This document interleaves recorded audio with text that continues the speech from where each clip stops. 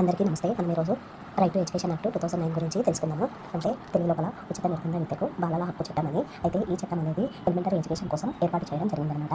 అయితే elementary education అనేది 6 నుండి 14 సంవత్సరాల లోపు బాలికలకు సంబంధించింది. అయితే ఈ రైట్ టు ఎడ్యుకేషన్ యాక్ట్ గురించి తెలుసుకునే ముందు మనము చరిత్రకంగా కొన్ని ప్రాథమిక విద్యల గురించి తెలుసుకుందాం. అంటే వేదకాలంలోనూ ప్రాథమిక విద్య ఎలా ఉండే, అదే బౌద్ధ కాలంలో ఎలా ఉండే, ముస్లిం కాలంలో ఎలా ఉండే, బ్రిటిష్ విద్యా విధానంలో ఎలా ఉండే అనేది మనం ఇప్పుడు తెలుసుకుందాం. అయితే వేదకాలంలో అనేది విద్య అనేది ఉపనయనం అనే ఒక కార్యంతో ఏర్పాటు చేయడం జరుగుతుంది. అంటే మనము ఇప్పుడు అక్షరాభ్యాసం ఎలా చేస్తామో అలా వేదకాలం లోపల ఉపనయనం అనే పేరుతోటి విద్యను అనేది మొదటగా ప్రారంభించడం జరుగుతుందన్నమాట. అదేవిధంగా బౌద్ధుల కాలం లోపల పప్పజ అనే ఉత్సవంతో ఈ ప్రాథమిక విద్యను ప్రారంభించడం జరిగింది. అయితే బౌద్ధుల కాలంలోనూ ఈ ప్రాథమిక విద్య అనేది 8 నుండి 20 సంవత్సరాల మధ్య విద్య అనేది ఉండేది. అంటే ప్రాథమిక విద్య అనేది కాదు, అన్ని విద్యలు అనేది 8 సంవత్సరాల నుండి ప్రారంభమై 20 సంవత్సరాల వరకు ఉండేది. అదేవిధంగా మనకు ముస్లిం కాలం లోపల అంటే ముస్లిం లోపల మక్తబ్ అనే ఉత్సవంతో ప్రాథమిక విద్య 4 సంవత్సరాల 4 నెలల ఉన్నప్పుడు విద్య ప్రారంభమయ్యేది. పిల్లవాడు 4 సంవత్సరాల 4 నెలలు ఉన్నప్పుడు ఈ ప్రాథమిక విద్య అనేది ముస్లింలలో మక్తబ్ అనే ఉత్సవంతో ప్రారంభించేవాళ్ళు. అయితే బ్రిటిష్ విద్యా విధానంలోనూ ప్రాథమిక విద్య గురించి చెప్పిన కమిషన్ ఏది అని అంటే హంటర్ కమిషన్. ఈ హంటర్ కమిషన్ అనేది 1882 లోపల స్థానిక సంస్థలు ఈ ప్రాథమిక విద్యను నిర్వహించాలని చెప్పేసి పేర్కొనడం జరిగింది. అదేవిధంగా మనకు 1911 లోపల గోపాలకృష్ణ గోఖలే ఆనాటి ఇంపీరియల్ కౌన్సిల్ లోపల ఉచిత నిర్బంధ విద్యకు సంబంధించి కొన్ని తీర్మానాలు ప్రవేశపెట్టడం జరిగింది. ఎవరు? గోపాలకృష్ణ గోఖలే 1911 లోపల కొన్ని తీర్మానాలను ప్రవేశపెట్టడం జరిగింది. అయితే సైమన్ కమిషన్లో భాగంగా ఉండే మనకు ఒక ఆక్సిలరీ కమిటీ, హార్టా కమిటీ ఏం చేసింది? 1929 లోపల ప్రాథమిక విద్యలో కొన్ని సమస్యలను గుర్తించింది. ఆ సమస్యలు ఏంటి అని అంటే వృధా, అదేవిధంగా స్తబ్దత అని. వృధా అంటే ఏంటి అని అంటే మొదటగా నేను వృధా గురించి తెలుసుకుందాం. వృధా అంటే ప్రాథమిక విద్య పూర్తి కాకుండానే బడి మానివేయడం అనమాట. అంటే పిల్లవాడు మనకు ప్రాథమిక విద్య పూర్తి కాకముందే బడి మానేసినట్లయితే దాన్ని వృధా అంటారు. అదేవిధంగా స్తబ్దత అంటే ఒకటి కంటే ఎక్కువ సంవత్సరాలు ఒకే తరగతిలోనూ చదివినట్లయితే దాన్ని స్తబ్దత అంటారు.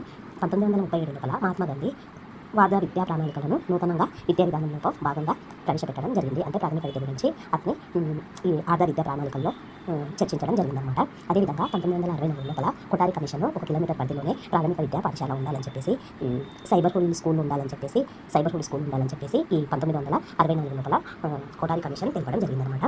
అదేవిధంగా 1986 లోపల జాతీయ విద్యా విధానంలో భాగంగా ఆపరేషన్ బ్లాక్ బోర్డ్ అనే పథకం ద్వారా ప్రతి ప్రాథమిక పాఠశాల లోపల 2 తరగతులు ఉండాలని చెప్పేసి, 2 ఉపాధ్యాయులు ఉండాలని చెప్పేసి ఈ జాతీయ విద్యా విధానంలో భాగంగా ఆపరేషన్ బ్లాక్ బోర్డు పథకం ద్వారా మనకు 1986లో తెలపడం జరిగింది.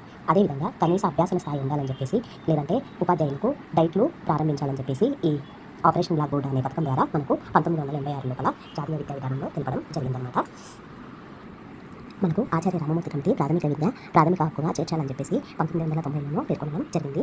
అదేవిధంగా మనకు సైమన్ కమిషన్ 1994 లోపల ప్రాథమిక హక్కుగా అదేవిధంగా మారుస్తేనే మనందరము ప్రాథమిక విద్యను అభ్యసించగలమని చెప్పేసి సైమన్ కమిటీ మనకు 1994లో పేర్కొనడం జరిగింది. అదేవిధంగా 1990లోను ప్రపంచ విద్యా సదస్సు లోపల సదస్సు ఎక్కడ జరిగింది అని అంటే థాయిలాండ్లో జరిగింది కదా. అయితే ఈ సదస్సు లోపల థాయిలాండ్లో జరిగింది కదా ఈ ప్రపంచ విద్యా సదస్సు అనేది 1990లో ఈ సదస్సు లోపల అందరికీ విద్య అనే నినాదము ఇచ్చారనమాట. ఆ సదస్సు లోపల మనకు 2002 లోపల 86వ రాజ్యాంగ సవరణ ద్వారా విద్యకు సంబంధించి 3 సవరణలు జరగడం జరిగింది. అయితే మొదటి సవరణ ఆర్టికల్ 45లో 3 నుండి 6 సంవత్సరాల లోపు పిల్లలకు పూర్వ ప్రాథమిక విద్య అందించాలని చెప్పేసి ఆర్టికల్ 45 తెలపడం జరుగుతుంది. అదేవిధంగా ఆర్టికల్ 21 ఏమని చెప్తుంది అంటే అనుబంధంగా ఇంతకుముందు ఉన్నటువంటి 21A ఆర్టికల్ను దానికి అనుబంధంగా చేర్చడం జరిగింది. అంటే 20వ ఆర్టికల్కు అనుబంధంగా ఈ 86వ రాజ్యాంగ సవరణ ద్వారా 21Aను చేర్చడం జరిగింది. దీని ప్రకారం ఉచిత నిర్బంధ విద్య అనేది ప్రాథమిక హక్కు అని చెప్పేసి 21A ప్రకారం తెలపడం జరిగింది. అదేవిధంగా 51A ఆర్టికల్ కింద ప్రాథమిక విధులు ఉన్నాయి కదా. ప్రాథమిక విధుల లోపల 11వ ప్రాథమిక విధి ఏమని చెప్తుంది? తల్లిదండ్రుల బాధ్యత అని చెప్తుంది కదా. అదేవిధంగా 51A అనే ఆర్టికల్ కూడా పిల్లలకు ప్రాథమిక విద్య అందించడం అనేది తల్లిదండ్రుల బాధ్యత అని తెలపడం జరిగింది. మనము ఇప్పుడు ఉచిత నిర్బంధ విద్యా హక్కు గురించి, ప్రాథమిక విద్యా హక్కు గురించి రైట్ టు ఎడ్యుకేషన్ యాక్ట్ 2009 గురించి తెలుసుకుందాము. అయితే ఈ రైట్ టు ఎడ్యుకేషన్ యాక్ట్ 2009 అనేది ఆగస్టు 26న రాష్ట్రపతి ఆమోదించడం జరిగింది. అదేవిధంగా కేంద్ర ప్రభుత్వం అయితే ఆగస్టు 26న ఆమోదించింది. ఆగస్టు 4 నుండి 2009 వరకు లోక్సభలో చర్చించడం జరిగింది. అదేవిధంగా ఇందులోపల 7 అధ్యాయాలు, 38 సెక్షన్స్, 68 సబ్ సెక్షన్స్ ఉండడం జరిగింది. అయితే మొదటి అధ్యాయం ఏం తెలుపుతుంది అని అంటే మొదటి అధ్యాయం అనేది పేరు గురించి, దాని రైట్ టు ఎడ్యుకేషన్ యాక్ట్ పరిధి గురించి, రైట్ టు ఎడ్యుకేషన్ యాక్ట్లో ఉన్న పదాల యొక్క నిర్వచనాల గురించి ఈ మొదటి అధ్యాయం తెలపడం జరుగుతుంది. అయితే ఈ అధ్యాయం లోపల 1వ సెక్షన్ ఏమని చెప్తుంది అంటే చట్టం పేరును మరియు పరిధిని గురించి తెలపడం జరుగుతుంది. పరిధి అంటే మనందరికీ తెలుసు, ప్రపంచం మొత్తం వర్తిస్తుందా, దేశం మొత్తం వర్తిస్తుందా అనేది. అయితే మన భారతదేశం మొత్తం వర్తిస్తుంది. ఒక జమ్మూ కాశ్మీర్ మినహాయించి మిగతా దేశాలు వర్తిస్తాయి. భారతదేశంలో గల అదేవిధంగా 2010 ఏప్రిల్ 1 నుండి ఈ రైట్ టు ఎడ్యుకేషన్ యాక్ట్ అనేది అమల్లోకి వచ్చిందని మనందరికీ తెలుసు. అయితే సెక్షన్ 2 లోపల పదాల యొక్క నిర్వచనాల గురించి తెలపడం జరుగుతుంది. అవి ఏమేమి పదాలు అంటే ప్రాథమిక విద్య అంటే ఏంది, అదేవిధంగా బాలలు అంటే ఎవరు, క్యాపిటల్ రుసుము అంటే ఏంది, అదేవిధంగా బాలకులకు సంబంధించిన సంరక్షకులు ఎవరు, అదేవిధంగా మనకు బడిలో ఎంపిక విధానం ఏ విధంగా ఉండాలనేది ఈ right to education act section 2 లోపల నిర్వచనాల గురించి తెలపడం జరుగుతుంది. అయితే ఈ సెక్షన్ 2 ప్రకారం ప్రాథమిక విద్య అంటే 1 నుండి 8 తరగతుల వరకు ప్రాథమిక విద్య అని మనం అంటాము. అయితే బాలలు అంటే ఎవరు అంటే 6 నుండి 14 సంవత్సరాల లోపు వారిని బాలలు అంటారు. క్యాపిటల్ రుసుము తెలుసు మనకు, బడి నిర్మించిన ఫీజు కాకుండా, నిర్ధారించిన ఫీజు కాకుండా ఇతర ఫీజులు వసూలు చేస్తే దాన్ని క్యాపిటల్ రుసుము అని అంటారని మనందరికీ తెలుసు. బాలలకు సంబంధించిన సంరక్షకులు ఎవరు, తల్లిదండ్రులు లేదా ఇతర సంరక్షకులు, గార్డియనర్స్ ఉంటారు కదా వాళ్ళు. అదేవిధంగా మనకు బడిలో ఎంపిక విధానం ఏ విధంగా ఉండాలి అంటే ఈ సెక్షన్ 2లో తెలపడం జరిగింది అని అంటే ర్యాండమ్ పద్ధతిలోనూ ఎంపిక చేయాలి. ఒకవేళ స్క్రీనింగ్ టెస్టులు పెడితే 25,000 జరిమానా విధిస్తామని చెప్పేసి ఈ సెక్షన్ 2 ప్రకారం పాఠశాలలకు తన తెలపడం జరిగిందనమాట. మనం ఇప్పుడు అధ్యాయం 2 గురించి తెలుసుకుందాం. అధ్యాయం 2 లోపల ఉచిత నిర్బంధ విద్య హక్కు అంటే ఏందో తెలపడం జరిగింది. అయితే ఇందులో అధ్యాయం 2 లోపల 3 నుండి అదేవిధంగా 9 లేదా 10 సెక్షన్స్ ఈ అధ్యాయం 3 లోపల ఉంటాయి. అయితే 3వ సెక్షన్ ఏమని చెప్తుంది అని అంటే 6 నుండి 10 సంవత్సరాల పిల్లలందరూ తమ పరిసరాల లోపల ఉచిత నిర్బంధ విద్యను పొందాలని చెప్పేసి ఈ సెక్షన్ 3 తెలపడం జరుగుతుంది. అదేవిధంగా మనకు సెక్షన్ 4 ఏమని చెప్తుంది అని అంటే వయసుకు తగిన తరగతి లోపల పిల్లలను చేర్చుకోవాలని చెప్పేసి తెలపడం జరుగుతుంది. అయితే సెక్షన్ 5 ఏమని చెప్తుంది అంటే వేరే బడికి ఒకవేళ పిల్లవాడు బదిలీ కోరుకుంటే బదిలీ ఇవ్వాలని చెప్పేసి సెక్షన్ 5 తెలపడం జరుగుతుంది. అధ్యాయం మనము 3 గురించి తెలుసుకుందాము. అధ్యాయం 3 లోపల ప్రభుత్వము మరియు తల్లిదండ్రుల బాధ్యతల గురించి తెలపడం జరుగుతుంది. అయితే సెక్షన్ 6 ప్రకారంగా బడిని స్థాపించడం స్థానిక ప్రభుత్వం యొక్క బాధ్యత అని సెక్షన్ 6 తెలపడం జరుగుతుంది. సెక్షన్ 7 అనేది ఆర్థిక బాధ్యతను కేంద్ర ప్రభుత్వం మరియు రాష్ట్ర ప్రభుత్వం 2 పంచుకోవాలని చెప్పేసి సెక్షన్ 7 తెలపడం జరుగుతుంది. సెక్షన్ 8 ఏమని చెప్తుంది అని అంటే ప్రభుత్వ బాధ్యత ఏంటి, 6 నుండి 14 సంవత్సరాల లోపు వారిని బడికి హాజరుపరచాలని చెప్పేసి అదేవిధంగా వాళ్ళకు వసతులు కల్పించాలని చెప్పి తెలపడం జరుగుతుంది. సెక్షన్ 9 ఏమని చెప్తుంది అని అంటే స్థానిక ప్రభుత్వ బాధ్యతల గురించి తెలియజేయడం జరుగుతుంది. అంటే ఇంటింటి సర్వే లాంటివి. సెక్షన్ 10 ఏమని చెప్తుంది అంటే తల్లిదండ్రుల బాధ్యతల గురించి తెలపడం జరుగుతుంది. సెక్షన్ 11 ఏమని చెప్తుంది అని అంటే ప్రాథమిక విద్యలోనూ చేర్చడం అనేది తల్లిదండ్రులు లేదా ఎవరికైతే తల్లిదండ్రులు లేకపోతే సంరక్షకులు ఉంటారు కదా, ఆ సంరక్షకులు చేర్చాలని చెప్పేసి సెక్షన్ 11 తెలపడం జరుగుతుంది. 9 సెక్షన్ 11 తెలపడం జరుగుతుంది. అయితే అధ్యాయం 4 లోపల బడులు టీచర్ల బాధ్యతల గురించి మరియు వాళ్ళ విధుల గురించి తెలపడం జరుగుతుంది. అయితే సెక్షన్ 12 ఏమని చెప్తుంది అని అంటే బాలబాలికలకు ప్రతి పాఠశాల లోపల 25% సీట్లు కేటాయించాలని చెప్పి తెలపడం జరుగుతుంది.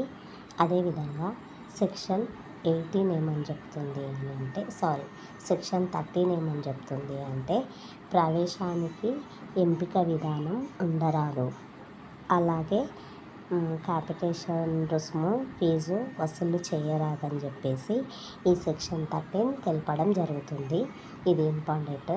సెక్షన్ 14 ఏమని చెప్తుంది అంటే జనన ధృవీకరణ పత్రం ద్వారానే పిల్లలను ప్రవేశం కల్పించాలని చెప్పేసి తెలపడం జరుగుతుంది.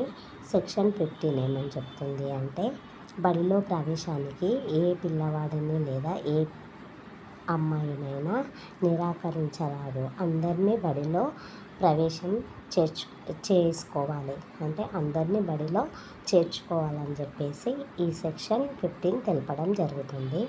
అదేవిధంగా సెక్షన్ 16 ఏమని చెప్తుంది అంటే అదే తరగతుల్లో 1 కంటే ఎక్కువసార్లు కొనసాగించరాదు, బడిలో నుండి పిల్లవాడిని తీసేయరాదు, వేరే ఇంటికి తీసేయరాదు అని చెప్పేసి ఈ సెక్షన్ 17 తెలపడం జరుగుతుంది. ఈ సెక్షన్ 17 కూడా ఇంపార్టెంటే. సెక్షన్ 18 కూడా ఏమని చెప్తుంది అని అంటే పిల్లలకు శారీరకంగా దండన విధించరాదు, మానసికంగా వేధించరాదని చెప్పేసి ఈ సెక్షన్ 17 తెలపడం జరుగుతుంది. ఇది కూడా ఇంతకుముందు డిఎస్సిలో అడిగారు. అయితే సెక్షన్ 18 ఏమని చెప్తుంది? సెక్షన్ 17 ఏమో శారీరక దండన, మానసిక వేధింపులు పిల్లలకు జరపరాదని చెప్తుంది. సెక్షన్ 18 ఏమని చెప్తుంది అంటే ప్రవేశానికి ఎంపిక విధానము ఉండరాదు, క్యాపిటేషన్ రుసుము వసూలు చేయరాదని చెప్పేసి సెక్షన్ 18 ఏమని చెప్తుంది అని అంటే ప్రభుత్వ గుర్తింపు లేకుండా ప్రాథమిక పాఠశాలలను ప్రారంభించరాదు, అలా ప్రారంభిస్తే ఒకవేళ ₹1,00,000 జరిమానా విధించడం జరుగుతుందని చెప్పేసి సెక్షన్ 18 తెలపడం జరుగుతుంది. సెక్షన్ 19 ఏమని చెప్తుంది అంటే బడులకు నియమాలు ప్రామాణికాలు అని చెప్పి తెలపడం జరుగుతుంది. అంటే కొన్ని నియమాలు ఉంటాయి, అవి ప్రామాణికాలు అని చెప్పి తెలపడం జరుగుతుంది. సెక్షన్ 20 ఏమని చెప్తుందంటే షెడ్యూల్ సవరణకు అధికారం అనమాట. అంటే గీతా బుక్కల్రాయ్ కమిటీ ఏమని చెప్పింది, మనకు నిరంతర సమగ్ర విద్య అనేది ఫెయిల్ అయిందని చెప్పేసి అది కొనసాగించడానికి హర్యానా ప్రభుత్వం ఏం చేసింది, 1 నుండి 8 తరగతి వాళ్ళకు 2 పబ్లిక్ పరీక్షలు నిర్వహించాలని చెప్పేసి ఈ గీతా బుక్కల్ కమిటీలో తెలపడం జరుగుతుందన్నమాట. అయితే సెక్షన్ 21 ఏమని చెప్తుంది, బడి యాజమాన్య సంఘము 1/4 వంతు మంది విద్యార్థులు తల్లిదండ్రులు ఈ యాజమాన్య సంఘంలోనూ ఉండాలని చెప్పేసి తెలపడం జరుగుతుంది. అదేవిధంగా మహిళలు అయితేనేమో 50% ఉండాలని చెప్పి సెక్షన్ 22 బడి అభివృద్ధి ప్రణాళికలను గురించి తెలపడం జరుగుతుంది. సెక్షన్ 23 ఏమంటుంది అంటే టీచర్ల నియామకం గురించి తెలియజేయడం జరుగుతుంది. సెక్షన్ 14 ఏమని చెప్తుంది అంటే టీచర్ల బాధ్యతలను విధులను గురించి ఏమేమి ఏర్పాటు చేయాలి, అదేవిధంగా ఏమేమి టీచర్ల బాధ్యతలు ఏమేంటివి, వాళ్ళ విధులు ఏంటి అని తెలపడం జరుగుతుంది. అదేవిధంగా సెక్షన్ 25 ఏమని చెప్తుంది అంటే ఉపాధ్యాయ విద్యార్థి నిష్పత్తి గురించి తెలపడం జరుగుతుంది. అయితే 1 నుండి 5వ తరగతి వరకు ఒక టీచరు 30 మంది విద్యార్థులు ఉండాలి. అదేవిధంగా 6 నుండి 8వ తరగతి వాళ్ళకైతేనేమో ఒక టీచరు 35 మంది ఉపాధ్యాయులు ఉండాలని చెప్పేసి ఈ సెక్షన్ 25 తెలపడం జరుగుతుంది. సెక్షన్ 26 ఏమని చెప్తుంది అని అంటే టీచర్ల ఖాళీలను భర్తీ చేయాలని చెప్పేసి ఈ సెక్షన్ 26 తెలపడం జరుగుతుంది. అయితే మనకు టీచర్ల గురించి మనం ఎప్పుడన్నా టీచర్ల ఖాళీల గురించి మనం పూర్తి చేయాలని చెప్పేసి ఎప్పుడన్నా ధర్నాలు చేసినప్పుడు మనకి ఈ సెక్షన్ వర్తిస్తుంది అనమాట. అంటే భర్తీ చేయాలని చెప్పేసి మనం అడగొచ్చు. అదేవిధంగా సెక్షన్ 27 ఏమని చెప్తుంది అంటే టీచర్లను విద్య బోధించడం కాకుండా ఇతర పనులలో టీచర్లను ఉపయోగించరాదు. ఉపయోగిస్తే ఒకవేళ ఆర్టికల్ 27 టీచర్లను ఇతర పనులలో ఉపయోగించరాదు. ఒకవేళ సెక్షన్ 27 టీచర్లను ఇతర పనులకి ఉపయోగించరాదు. ఒకవేళ ఉపయోగించిన జనాభా లెక్కలకు మరియు ఎన్నికల సమయంలోనూ అదేవిధంగా ప్రకృతి వైపరీత్యాలు సంభవించినప్పుడు టీచర్లను ఈ పనులకు ఉపయోగించవచ్చు. అదేవిధంగా సెక్షన్ 28 ఏమని చెప్తుంది అని అంటే టీచర్లు ప్రైవేట్ ట్యూషన్లు నిర్వహించరాదని తెలపడం జరుగుతుంది. అధ్యాయం 5 లోపల పాఠ్య ప్రణాళిక ప్రాథమిక విద్య గురించి తెలపడం జరుగుతుంది. అయితే సెక్షన్ 29 ఏమని చెప్తుంది అంటే ఎన్సీఈఆర్టీలో ఎస్సీఈఆర్టీలకు సంబంధించి మూల్యాంకనము చేపడతాయి కదా, ఆ మూల్యాంకనము గుర్తుంచుకోవాల్సిన అంశాలు ఏమిటి అంటే రాజ్యాంగంలోనూ పొందుపరిచిన విలువలకు అనుగుణంగా ఉండాలి మూల్యాంకనం అనేది. మూల్యాంకనాన్ని నిర్దేశించేటప్పుడు బాలల సర్వతోముఖ అభివృద్ధి జరగాలని చెప్పడం జరుగుతుంది. అదేవిధంగా బాలల జ్ఞానం, సామర్థ్యం, నైపుణ్యం పెంపొందించేలాగా మూల్యాంకనం చేయాలని చెప్పేసి తెలపడం జరుగుతుంది. బాలలు పూర్తి సామర్థ్యం మేరకు శారీరక మానసిక శక్తుల అభివృద్ధికి చెందాలని చెప్పేసి ఈ సెక్షన్ 29 తెలపడం జరుగుతుంది. పిల్లలను కేంద్రంగా చేసుకొని పరిశోధన చేయాలని చెప్పేసి అదేవిధంగా బోధించాలని చెప్పి సెక్షన్ 29 తెలపడం జరుగుతుంది. భయం, ఆందోళనలను తొలగించి పిల్లల లోపల తమ భావాలను వ్యక్తీకరించే విధంగా బోధన చేయాలని చెప్పేసి సెక్షన్ 29 తెలపడం జరుగుతుంది. సెక్షన్ 29 క్లాస్ 1H ప్రకారంగా జ్ఞానంను బాలలు అర్థం చేసుకునే విధంగా నిరంతర సమగ్ర మూల్యాంకనం నిర్వహించాలని చెప్పేసి తెలపడం జరుగుతుంది. సెక్షన్ 29 సబ్సెక్షన్ 2 క్లాస్ H ప్రకారంగా విద్యార్థుల అభ్యాసన జ్ఞానాన్ని వాస్తవ పరిస్థితులలోనూ అన్వయించే విధంగా ఉండాలని చెప్పేసి అదేవిధంగా వాళ్ళ సామర్థ్యాన్ని అంచనా వేయడానికి సమగ్ర నిరంతర మూల్యాంకనము అమలు చేయాలని చెప్పేసి ఈ సెక్షన్ 29 సబ్సెక్షన్ 2H ప్రకారంగా తెలపడం జరుగుతుంది. అదేవిధంగా సెక్షన్ 30 ఏమని చెప్తుంది అంటే ధృవీకరణ పత్రం ఇవ్వాలని చెప్పేసి పిల్లలకి సెక్షన్ 30 తెలపడం జరుగుతుంది. అదేవిధంగా అధ్యాయం 6 లోపల బాలల హక్కుల సంరక్షణ గురించి తెలపడం జరిగింది. సెక్షన్ 31 ఏమంటుంది అంటే బాలల హక్కుల పర్యవేక్షణ గురించి తెలపడం జరుగుతుంది. సెక్షన్ 32 ఏమంటుంది అంటే ఫిర్యాదుల పరిష్కారం గురించి తెలపడం జరుగుతుంది. సెక్షన్ 33 ఏమంటుంది అంటే జాతీయ సలహా సంఘం ఏర్పాటు చేయాలి, అందులో 15 మంది మించకుండా ఉండాలి అని చెప్పేసి తెలపడం జరుగుతుంది. అదేవిధంగా సెక్షన్ 34 ఏమంటుంది అంటే రాష్ట్ర సలహా సంఘాన్ని కూడా ఏర్పాటు చేయాలని చెప్పేసి తెలపడం జరుగుతుంది. అధ్యాయం 7 లోపల వివిధ అంశాల గురించి తెలపడం జరుగుతుంది. అయితే సెక్షన్ 35 ఏమంటుంది అంటే ఆదేశాలను జారీ చేసే విధానం తెలపడం జరుగుతుంది. సెక్షన్ 36 ఏమంటుంది అంటే ప్రాసిక్యూషన్కు ముందస్తు అనుమతి, అంటే శిక్షార్హమైన పనులు ఉంటాయి కదా, సెక్షన్ 13 ప్రాసిక్యూషన్కు ముందస్తు అనుమతి తీసుకోవాలని చెప్పేసి ఈ సెక్షన్ 36 తెలపడం జరుగుతుంది. అదేవిధంగా సెక్షన్ 37 ఏమంటుంది అని అంటే సదుద్దేశంతోనూ చేపట్టిన చర్యల రక్షణ కల్పించాలని చెప్పేసి ఈ సెక్షన్ 37 తెలియజేయడం జరుగుతుంది. సెక్షన్ 38 ఏమంటుందంటే నియమాల రూపకల్పనకు ప్రభుత్వం అధికారాలు మరియు బాలల విద్యా హక్కు చట్టం 2029 ప్రకారం సెక్షన్ 19 ప్రకారం బడులకు కొన్ని నియమాలు మరియు ప్రమాణాలు ఉంటాయని తెలపడం జరుగుతుంది. అదేవిధంగా మనకు 5వ తరగతి లోపల 1 నుండి 5వ తరగతి ఉపాధ్యాయుల నిష్పత్తి ఎంతనో ఒక టీచర్కి 30 మంది విద్యార్థులు ఉండాలి. అదే అయితే 6 నుండి 8వ తరగతికి అయితేనేమో ఒక టీచర్కి 35 మంది విద్యార్థులు ఉండాలి. అయితే ఒక పాఠశాల పరిధినాలు ఎంత అంటే 1 నుండి 5వ తరగతి వాళ్ళకైతేనేమో 200 రోజులు, 6 నుండి 8వ తరగతి వాళ్ళకైతేనేమో 220 రోజులు. అదేవిధంగా సంవత్సరంలోని బోధన గంటలు ఎన్ని అంటే 1 నుండి 5 తరగతుల వాళ్ళకేమో 8 గంటలు, 6 నుండి 8వ తరగతి వాళ్ళకేమో 1000 గంటలు సంవత్సర బోధన గంటలు ఉండాలని చెప్పి తెలపడం జరుగుతుంది. అదేవిధంగా వారానికి ఎన్ని బోధన గంటలు అని అంటే 45 పీరియడ్స్ ఉండాలని చెప్పేసి 1 నుండి 5 తరగతుల వాళ్ళకు, అదేవిధంగా ఈ 6 నుండి 8వ తరగతుల వాళ్ళకు కూడా 45 పీరియడ్స్ ఉండాలని చెప్పి తెలపడం జరుగుతుంది. అదేవిధంగా ఉపాధ్యాయుల సంఖ్య 1 నుండి 6వ తరగతి వాళ్ళు 60 లోపు ఉంటే 2 టీచర్లు ఉండాలని చెప్పేసి తెలపడం జరుగుతుంది. 60 నుండి 90 మధ్య విద్యార్థులు ఉంటే 3 టీచర్లు ఉండాలి. అదేవిధంగా 90 నుండి 120 మధ్య ఉంటేనేమో 4 టీచర్లు ఉండాలి. అదేవిధంగా 120 నుండి 150 మంది అయితేనేమో 5 మంది టీచర్లు ఉండాలి. ఒకవేళ 150 కంటే ఎక్కువ మంది పిల్లలు ఉంటే 5 మంది టీచర్లు, ఒక ప్రధాన ఉపాధ్యాయుడు ఉండాలని చెప్పేసి ఈ రైట్ టు ఎడ్యుకేషన్ యాక్ట్లో తెలపడం జరుగుతుంది. Thank you. ధన్యవాదాలు. మనం నెక్స్ట్ వీడియోలో కలుద్దాం. ఛానల్ని సబ్స్క్రైబ్ చేసుకోండి.